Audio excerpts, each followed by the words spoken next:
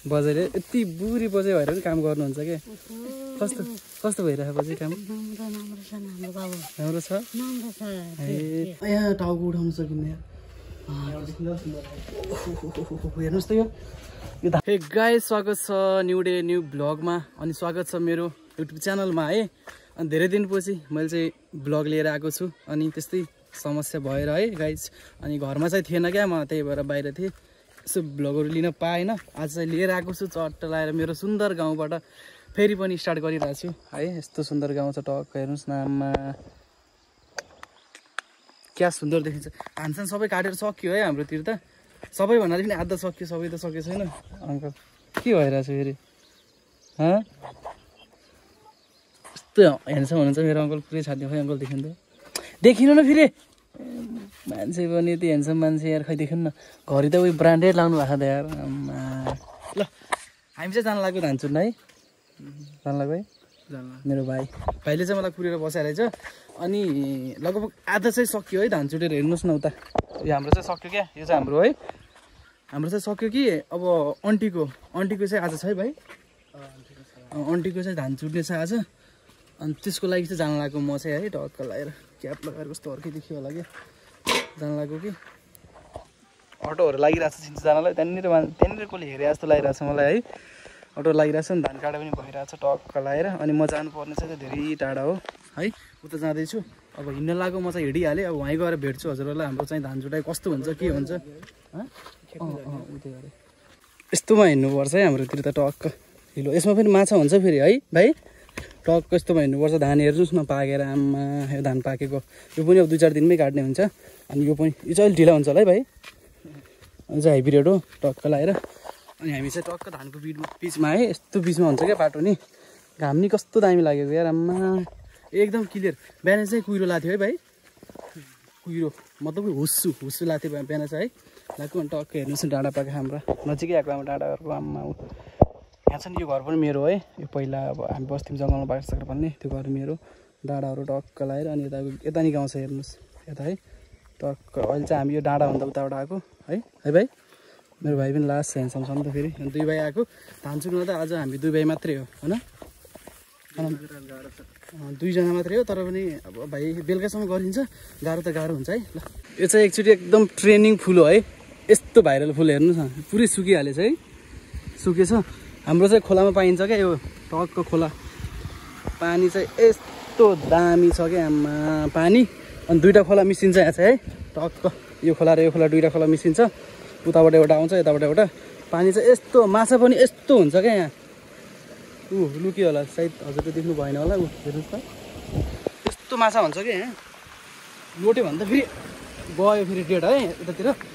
अनि त्यही हो केही छ हामी चाहिँ अब धान छुट्टिएको नजिक आइरहेछौँ है हिँडेर लगभग भ्लगमा त सर्ट देखियो होला है हामी चाहिँ धेरै हिँडिसकेको छौँ जानलाई यस्तो हिँड्नुपर्छ अनि यहाँ चाहिँ सर्प पनि हुन्छ है एकचोटि महाकसम यहाँनिर सर्प देखेको कि मैले यस्तो भाइ यार सर्प यार उताबाट आइरहेको थिएँ यहाँबाट यस्तरी गएको कि महाकसम यस्तरी सल्ल यस्तो डर लाग्यो भाइ कुरै छाडिदेऊ न ज्यान पनि भयो नि त के यहाँ ए अब त सर्पको पनि जान लाग्यो है लास्ट म त फेरि लास्ट थाक्छु कि गाई हिँड्नै सक्दिनँ भने कि हिँड्दा हेर्नु यस्तो खोलामा हिँड्नुपर्छ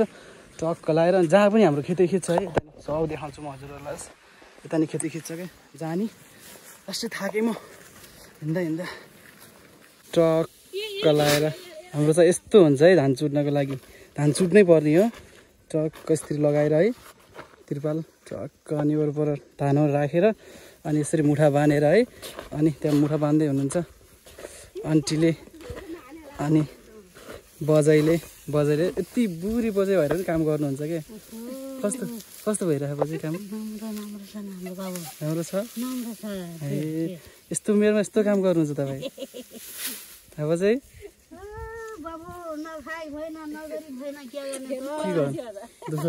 दुःख गर्नै पर्यो बजाइ है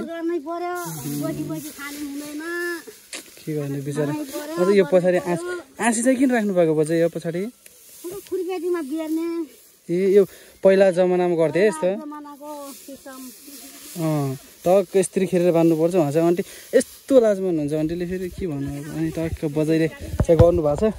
अनि हामी पनि आइसक्यौँ यहाँ झार्नलाई टक्क मुठाहरू यस्तो गरेर है अनि उता भाइ पनि आइसक्यो अनि उता चाहिँ माइजू हुनुहुन्छ उहाँले पनि बान्दै हुनुहुन्छ टक्क लगाएर माइजूको पनि माइजूलाई पनि सोधौँ कस्तो भइरहेछ है कस्तो भइरहेछ माइजू आजको काम तपाईँलाई कस्तो भइरहेछ सजिलै छ गाउँ घरतिर यस्तै हो माइजू है अब दुःख गर्नै पर्छ है गर्नै पर्यो खानाको पेटको लागि गर्नै पर्यो अब यस्तो धान अरूभन्दा माइजू यो धानमा चाहिँ अलिक दुःख हुन्छ है भातै मिठो हुन्छ त खाने के गर्नु त्यही भएर धानमा चाहिँ अलिक दुःख हुन्छ अनि मिठो पनि त्यही भात नै हुन्छ है चामल नै हुन्छ यस्तो के चुट्नु पर्यो यसलाई है रोप्नु पर्यो काट्नु पर्यो चुट्नु पर्यो लास्टै गाह्रो के टक्क धान चाहिँ धेरै छैन है आज यो हो एउटा दुईवटा अनि टक्क त्यहाँबाट यता माथितिर यस्तोमा छ क्या ऊ त्यहाँनिरसम्म छ त्यहाँसम्म आन्टी पनि त्रिपाल लिएर आउनुभएको छ सुरुवात चाहिँ आन्टीले गर्नुभयो उद्घाटन ल आमा हान्छन् यहाँ त सबै मिलेर हान्छन् है यतातिर यसरी टक्क टक्क झर्छ सबै झार्नुपर्छ आन्टी आन्टी नै आउनुभएको यहाँ आउनुभएको तपाईँ ए अघिदेखि कराउनु भएको थियो ढिला गर्नुभयो आन्टी आउँदै आउनु भएन भने कराइराख्नु भएको थियो तपाईँलाई म त झन् फोन गर्नु पर्ला भनिरहेको थियो आन्टीलाई फेरि आन्टी कराइराख्नु भएको थियो उहाँ चाहिँ मेरो आन्टी हो क्या अनि उहाँ पनि आन्टी हो तर फेरि अब उहाँ आन्टीले उहाँलाई नराम्रो भनेको सहन सक्दैन उहाँले उहाँलाई भनेको सहन सक्दैन क्या त्यही भएर चाहिँ फोन गर्नै आँटेको थिएँ सबै आन्टी आइपुग्नु भयो ट्याक्क लगाएर ट्याक्क उहाँ आन्टीले चाहिँ गाडी गरेर राख्नु भएको थियो क्या अनि ट्याक्क लगाएर मलाई चाहिँ हल्का नराम्रो लगाइरहेको थियो अनि फोन गर्दै थिएँ झ्याप्प आइपुग्नु हो खुसी लाग्यो ल हाम्रो चाहिँ अब सुरु भइसक्यो यता केही लगाउने आन्टी पराल भन्दा त्यो कट्ठा थियो त ऊ पाऱ्यो हेर्नु त हो त्यो लगाउनु पऱ्यो थोरै ग्याप छ क्या हामीले यसमा चाहिँ लगाउनु पऱ्यो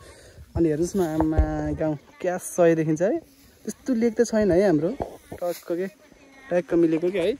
अन्त यो अब चाहिँ सुरु गर्छौँ है हामी धान चुट्नलाई दुईजनाले अनि आन्टीहरू सबैजना आइसक्नु भयो यसरी माथि नि लगाउनु पर्छ क्या टक्क गेडाहरू नजाओस् उछटेर है चुट्दाखेरि उछटिन्छ क्या टक्क लाग्यो अनि त्यसपछि अब चाहिँ सुरु गर्छौँ है धान चुटेको स्टार्ट भइसक्यो आन्टीले उद्घाटन गरिसक्नुभयो धान चुटेको अब चाहिँ हामी सुरु गर्छौँ अनि त्यसपछि दिउँसोको चाहिँ हाम्रो खाना हुन्छ के हुन्छ त्यो त अब हेर्दै गर्नु होला सब देखिँदै जान्छ के सेतो टल्किन्छ भात यस्तो सेतो हुन्छ त यसमा के हाल्नुपर्ने हो यसमा थप्नु कि दाल अहिले भक्कै भने दाल रहेछ टक्क हामी चाहिँ यस्तोमा खाना बसेको है धान पनि सक्यो सबै चुटेर पनि सक्यो अनि हामी चाहिँ खाना खानु बसेको है खेतमै किनभने टाढा थियो कि घर चाहिँ टाढा थियो त्यही भएर यहीँ खाना खानु बसेको खाना यहीँ लिएर आउनुभएको थियो आन्टीले त्यो चिलायो धान चाहिँ लास्ट चिलाउँछ क्या हातहरू यस्तो चिलायो भने बजाइले नै खाँदै हुनुहुन्छ यति काम गर्नुहुन्छ बजाइले पुरै छाड्दिनँ यसमा केही छैन हालिदिनु कति यो अघि नै हालेको हेर्नु मलाई कस्तो हालिदिनु भएन क्या टक्क यसो ए मासु पो हो ल मासु पो रहेछ हौ भातसँग त यस्तो खेतमा बसेर टक्क मासु भात खानुको मजा नै बेग्लै आउँछ हेर्नुहोस् न टक्क सबैजना भाइ यता छन् खाइसक्यो भाइले त है स्टार्ट भयो अनि भाइ पनि खानेवाला छ अनि सब आन्टीहरू माइजूहरू पनि खानेवाला हो यो हेर्न कस्तो गरेर चाहिँ के चाहियो तँलाई मासु मासु आफ्नो छोरालाई बिर्स्नु भएछ अरे ल ए खाएको अब हामीले पनि है हामीले चाहिँ म त फाल्छु